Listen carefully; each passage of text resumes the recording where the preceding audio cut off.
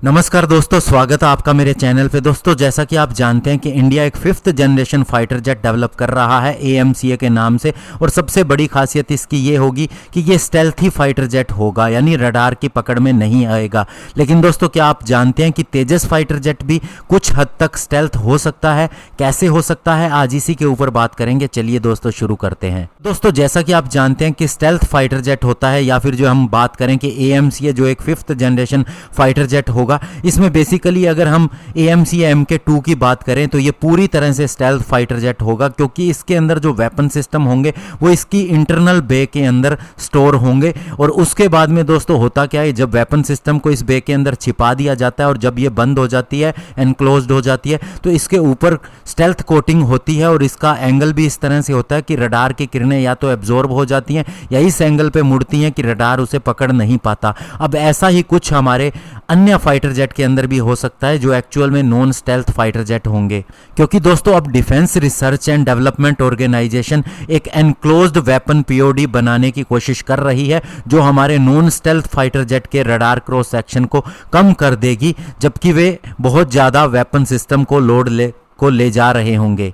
और दोस्तों, बताया जा रहा है कि ये जो एनक्लोज्ड वेपन पोड होगी, ये न केवल रडार क्रॉस सेक्शन को कम करेगी बल्कि ड्रैग को भी कम कर देगी और एयरक्राफ्ट की लो ऑब्जर्वेबिलिटी को भी और ज़्यादा इंप्रूव कर देगी।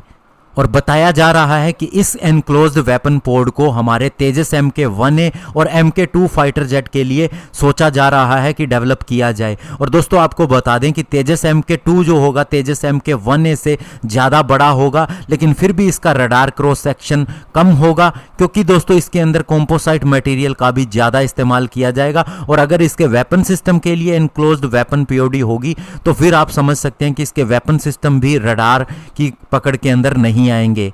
और अगर हम इस एनक्लोज्ड वेपन POD की बात करें, सबसे पहले इसे सेंटर के अंदर लगाया जाएगा और इसके बाद में ये 1 टन के वेपन को कैरी कर सकेगी, जिसका सीधा सा मतलब है कि इसके अंदर या तो 4 अस्त्रा मीडियम रेंज की एयर टू एयर मिसाइल डाली जा सकती हैं, या फिर 6 SA मिसाइल प्लस में 2 अस्त्रा, या फिर एक 500 किलोग्राम का लेज़र गाइडेड बॉम्ब अटैच किया जा सकेगा।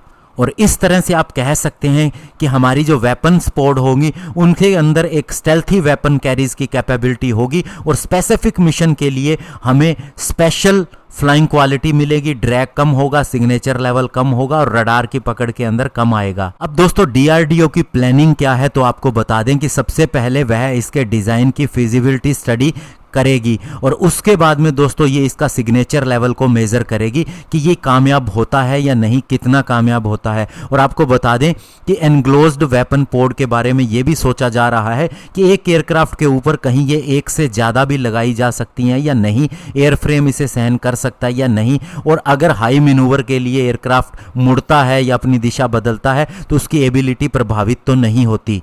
हालांकि अभी ये कॉन्सेप्ट है, इसके ऊपर अभी क्लियरेंस आनी बाकी है। लेकिन दोस्तों, आप समझ सकते हैं कि अभी बहुत सी चीज़ें डिफेंस क्षेत्र के अंदर हो रही हैं जो पहले नहीं होती थी, केवल कागज़ों पर होती थी। तो ऐसे में माना जा सकता है कि DRDO को क्लियरेंस होगी और वह इसकी स्टडी जरूर करेगी। धन्यवाद। जय हिंद।